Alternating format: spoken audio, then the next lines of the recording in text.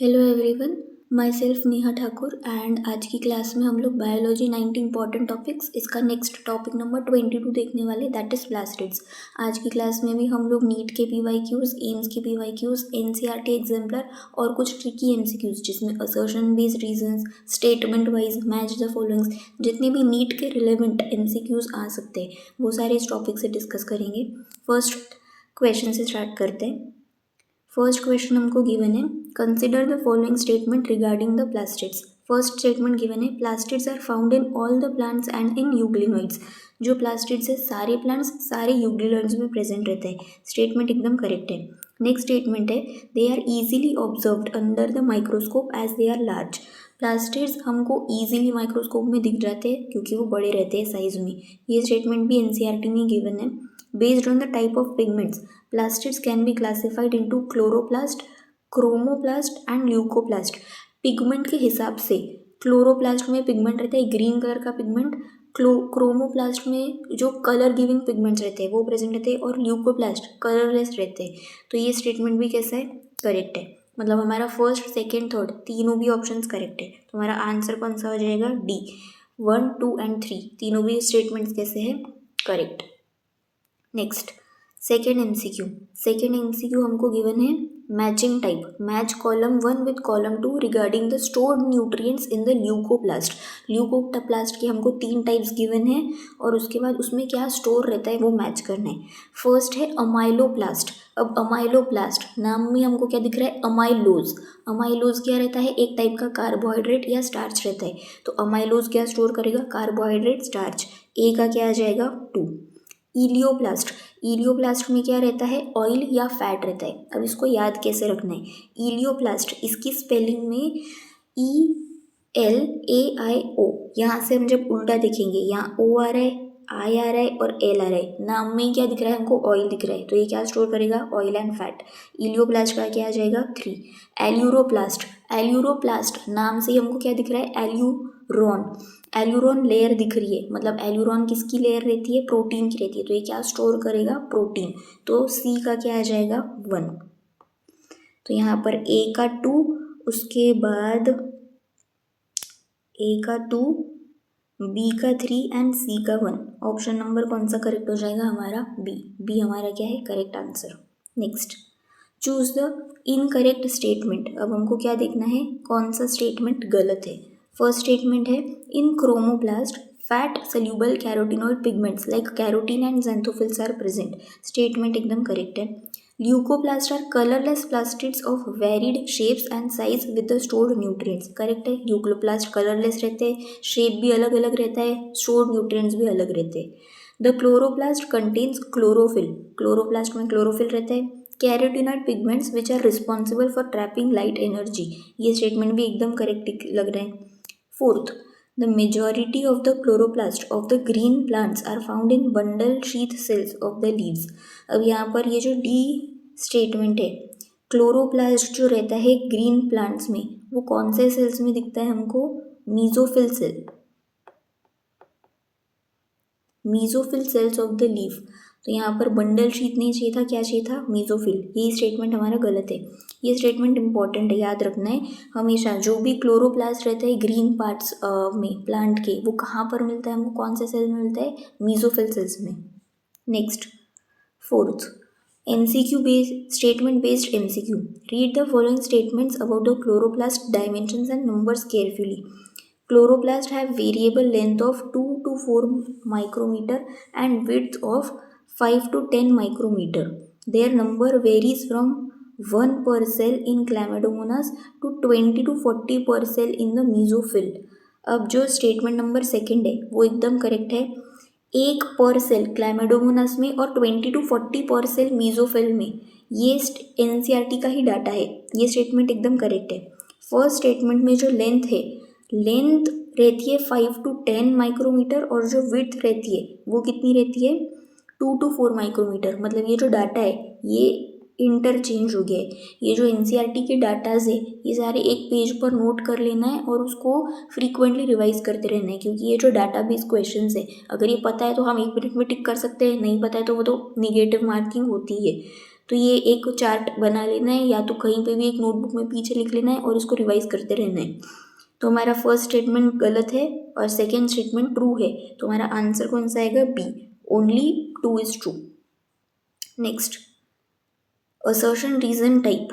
Assertion: the inner chloroplast membrane is relatively less permeable than the outer chloroplast membrane. Reason: like mitochondria, the chloroplasts are also double membrane bound. अब जो assertion है, inner membrane less permeable रहती है then the outer membrane, ये statement एकदम correct है। Mitochondria और chloroplast दोनों में ही क्या रहते हैं? डबल मेम्ब्रेन रहते हैं, ये स्टेटमेंट भी हमारा कैसे करेक्ट है।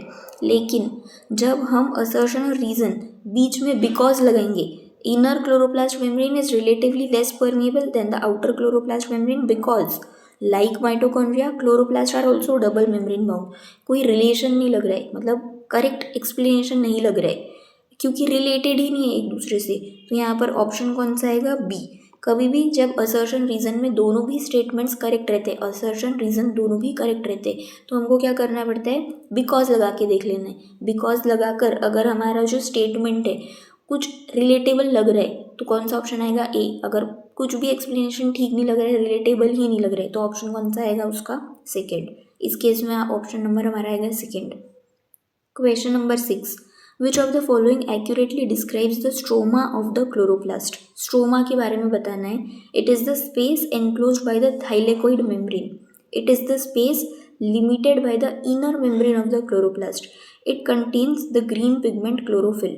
It is the flattened membranous sac containing the grana. D option तो गलत है। It contains the green pigment chlorophyll. ये स्टेटमेंट भी थोड़ा सही नहीं लग रहा है। It is the space limited by the inner membrane of the chloroplast. यही क्या है? हमारा स्ट्रोमा है, यही उसकी डेफिनेशन रहती है। तो हमारा करेक्ट ऑप्शन कौन सा आएगा? B. Next, 7th, which of the following components are present in the stroma? अब स्ट्रोमा के हमको कंपोनेंट्स बताने। फर्स्ट गिवन है enzymes required for the synthesis of carbohydrates and proteins. Correct है, स्ट्रोमा में एंजाइम्स प्रेजेंट रहते हैं सिंथेसिस कार्बोहाइड्रेट और प्रोटीन करने के लिए। नेक्स्ट है small double stranded circular DNA molecules. Correct है, डीएनए मॉलिक्यूल्स भी प्रेजेंट रहते हैं, और डीएनए कैसे रहते हैं? Small double stranded circular. Ribosomes ATS type. अब जो हमारे राइबोसोम्स है वो प्रेजेंट तो रहते हैं, लेकिन उसका टाइप कौन सा रहता है? 70S। तो ये ऑप्शन कैसा हो जाएगा? गलत। फोर्थ गिवन है क्लोरोफिल पिगमेंट्स। अब जो क्लोरोफिल पिगमेंट्स है वो स्ट्रोमा में प्रेजेंट नहीं रहते, थाइलेकोइड्स में प्रेजेंट रहते, तो ये फोर्थ वाला भी क्या हो गया है? गलत। तो कौन कौन से कंपोनेंट स्ट्रोमा के है? फर्स्ट और सेकेंड, तो इसका ऑप्शन कौन सा आएगा? Option number A. Next, 8th, regarding the thylakoids in the chloroplast select the correct description. Thylakoids के बारे में बताना है अब। They are arranged in the stacks like pile of coil called as stroma lamellae. नहीं, उसको स्ट्रोमा लैमेली नहीं बोलते, उसको क्या बोलते हैं हम? ग्रैना बोलते हैं। नेक्स्ट स्टेटमेंट है the membrane of the thylakoids encloses a space called as lumen. Third है chlorophyll pigments are present in the stroma surrounding the thylakoids. Chlorophyll pigments stroma में नहीं रहते, इसके ऊपर भी अभी क्वेश्चन में हमने देखा था। Flat membranous tubules called as grana connect the thylakoids of the different stroma lamellae. Flat membranous tubules called grana. यहाँ पर ग्राना नहीं आना चाहिए वर्ड, ग्राना के कारण ये वर्ड स्टेटमेंट भी कैसा हो गया है? गलत। तो इसका हमारा करेक्ट स्टेटमेंट कौन सा दिख रहा है? थाइलेकोइड में the membrane of the thylakoids encloses a space called as lumen. Next, 9th, which of the following statement is या आर ट्रू टाइप? हमको बताना है कौन से स्टेटमेंट्स ट्रू है। The ribosomes of the chloroplast are smaller than the cytoplasmic ribosomes. Correct statement है। क्यों? क्योंकि जो राइबोसोम्स हमारे क्लोरोप्लास्ट में रहते हैं वो कौन से रहते हैं? 70S टाइप के रहते हैं, और जो साइटोप्लाज्म में रहते हैं वो कैसे रहते हैं? 80S टाइप के रहते हैं। Stroma lamellae connect the thylakoids of the same granum. अब यहाँ पर सेम ग्रैनम लिखा हुआ है। अब यहाँ पर जो स्ट्रोमा लैमेली है वो कनेक्ट तो करता है थाइलेकोइड्स को, लेकिन कौन से ग्रैनम रहते हैं? डिफरेंट। तो यहाँ सेम के बदले क्या आना चाहिए था? डिफरेंट।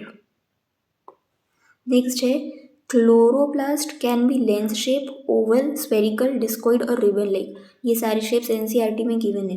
मतलब हमारा फर्स्ट और थर्ड स्टेटमेंट कैसा है, करेक्ट। तो इसका करेक्ट ऑप्शन कौन सा आएगा, option number C, first 1 and 3 only. Next है matching type. Match the structure in column 1 with its description in column 2। First और सेकेंड को मैच करना है। Stroma lamellae, thylakoids, stroma and grana, stroma lamellae. इसके लिए करेक्ट कौन सा आएगा, third, flat membranous tubules connecting the thylakoids of different grana. अभी हमने देखा था, ये डिफरेंट वर्ड भी देखा था। इसका क्या आएगा, स्ट्रोमा लैमेली का थर्ड। थाइलेकोइड्स क्या रहते हैं, फ्लैटेंड मेम्ब्रेनस स्टैक्स ऑर्गेनाइज्ड इन स्टैक्स। तो इसका क्या आएगा, थाइलेकोइड्स का 1। स्ट्रोमा का करेक्ट ऑप्शन कौन सा आएगा, space limited by the inner membrane. इसका ऑप्शन आएगा 2। ग्राना का क्या आ जाएगा, फोर्थ। तो हमारा करेक्ट ऑप्शन कौन सा रहेगा, ए का 3, बी का 1, सी का 2 और डी का 4। मतलब ऑप्शन कौन सा है हमारा, option number A. Next, statement based MCQ, one word change. Identify the statement that has been modified to be incorrect. अब सिर्फ थोड़ी सी लैंग्वेज अलग है, मॉडिफाइड टू बी इनकरेक्ट मतलब हमको इनकरेक्ट फॉल्स स्टेटमेंट ही बताना है। The chloroplast contains chlorophyll and carotenoid pigments essential for the photosynthesis. Statement correct है, क्लोरोप्लास्ट में क्या रहते हैं, क्लोरोफिल और कैरोटिनॉइड पिगमेंट्स प्रेजेंट रहते हैं। नेक्स्ट है, in the chromoplast water soluble carotenoid pigments like carotene are present.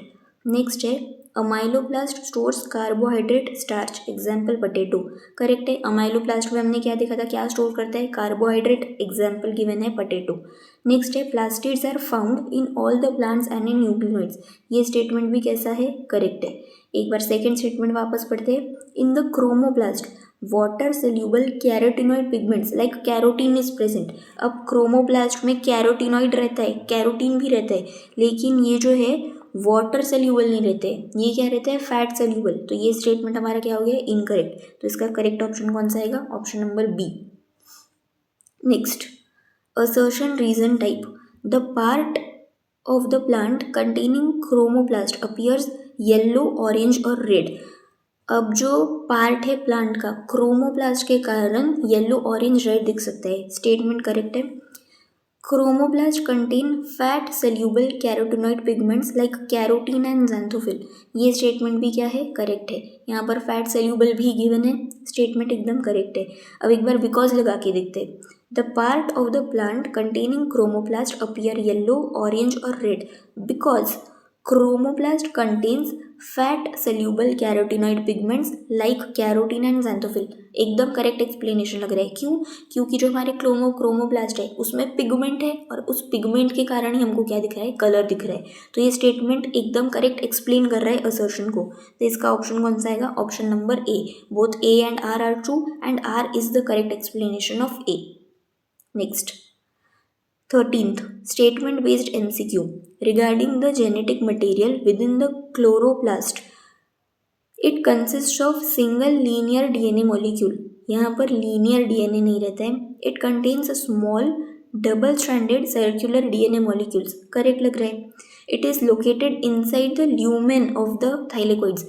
Lumen के अंदर प्रेजेंट नहीं रहता है हमारा जो भी जेनेटिक मटेरियल है. इट इज़ एब्सेंट तो बिल्कुल ही नहीं रहता है.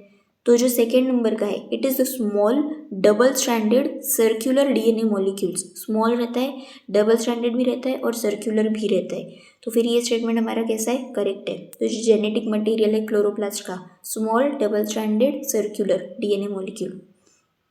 Next, 14th, choose the incorrect statement type.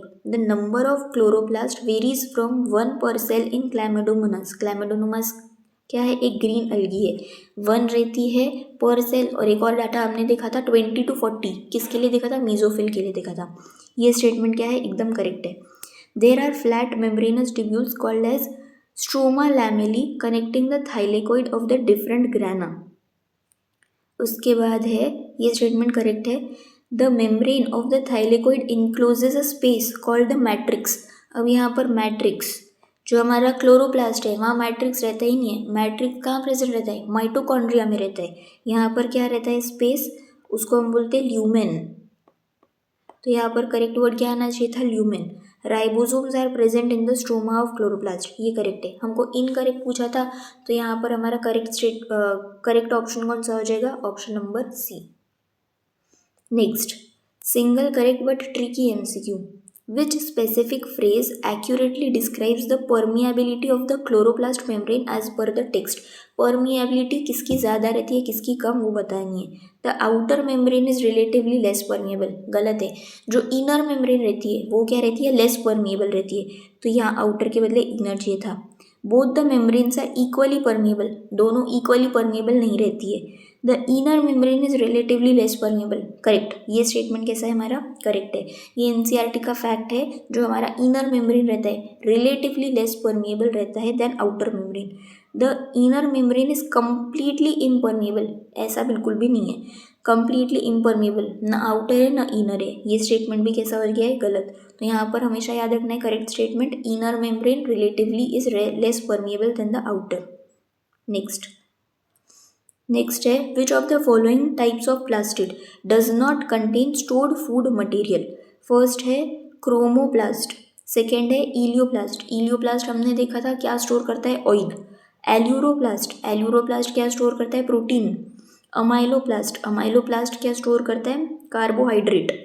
तो क्रोमोप्लास्ट में क्या रहते हैं, जो कलर गिविंग पिगमेंट्स रहते हैं वो रहते हैं, फूड स्टोरेज का कुछ भी नहीं रहता है। तो इसका करेक्ट ऑप्शन कौन सा आएगा, option number A. Next, photosynthetic bacteria have pigments इन। जो भी अब हमारे फोटोसिंथेटिक बैक्टीरिया है उसके पिगमेंट्स कहाँ प्रेजेंट रहते हैं, ल्यूकोप्लास्ट में ही रहते हैं, क्लोरोप्लास्ट में नहीं रहते, क्रोमोप्लास्ट में नहीं रहते, कहाँ प्रेजेंट रहते हैं, क्रोमैटोफोर्स में। इसका करेक्ट ऑप्शन कौन सा आएगा, क्रोमैटोफोर्स। बहुत ओल्ड एक पीवाईक्यू है ये। उसके बाद नेक्स्ट,